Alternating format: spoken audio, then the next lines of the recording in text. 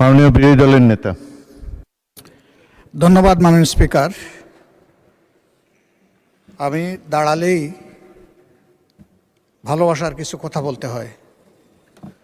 মাননীয় সদস্য এবং স্বরাষ্ট্রমন্ত্রী আমরা কালকে চলে যাওয়ার পরে আমাকে ভালোবেসে একটা কথা বলেছেন।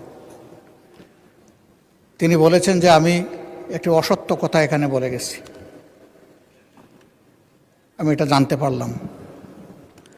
তো আসলে আল্লাহ তাআলা তাকে অপূর্ব দক্ষতা দিয়েছেন।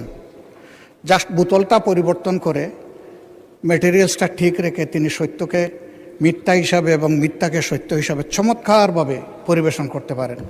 এই জন্য শুধু তাকে ধন্যবাদ জানানোর জন্য আমি এখানে দাঁড়িয়েছি মাননীয় স্পিকার। ধন্যবাদ, অসংখ্য ধন্যবাদ। মাননীয় বিরোধী দলের নেতা, আপনি পয়েন্ট অফ অর্ডারে নিশ্চয়ই এই বক্তব্য রেখেছেন। পয়েন্ট অফ অর্ডার চলমান বিষয়ের উপরে, এটা তো গতকালকের বিষয়, গতকালকেই শেষ হয়ে গিয়েছে, সুতরাং এটা এখন আর নতুন করে তোলার কোনো প্রয়োজন নেই। মাননীয় মন্ত্রী উত্তর দেওয়ার প্রয়োজন নাই। উনি যদি হাউসে থেকে বলতেন তাহলে নিশ্চয়ই আপনাকে রাইট অফ রিপ্লাই দিতাম। আপনি তারপর কিছু বলতে চান?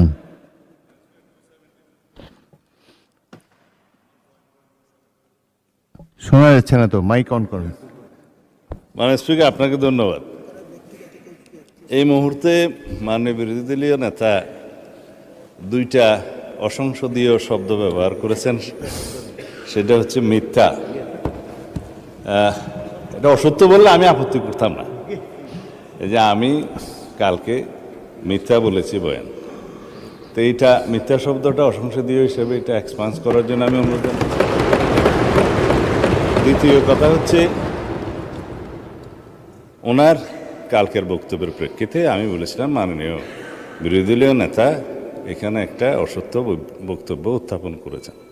সেটা ছিল যেখানে রুল 62 অনুসারে আপনি তারপরে একজন বেসরকারি সদস্যের উত্থাপিত মুলতাবি প্রস্তাব গ্রহণ করেছেন, ওনারা ওয়াক আউট করার আরও অনেক পরে, তাহলে সেটা পার্লামেন্টে উত্থাপিত বা পড়িত হইল কিভাবে?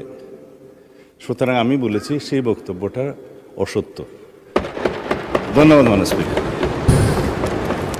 মাননীয় সদস্যবৃন্দ, এখন মাননীয় বিরোধী দলের নেতা এটা নিয়ে আরও বলবেন? বলেন। বিভ্রান্তিটা এখানে মাননীয় স্পিকার, একই বিষয়ে একই প্রস্তাব একজন স্বতন্ত্র সংসদ সদস্য এনেছিলেন। সেই প্রস্তাবটি ভিন্ন নামে গতকাল এসেছে, শুধু নাম বদল হয়েছে, প্রস্তাব ঠিক আছে।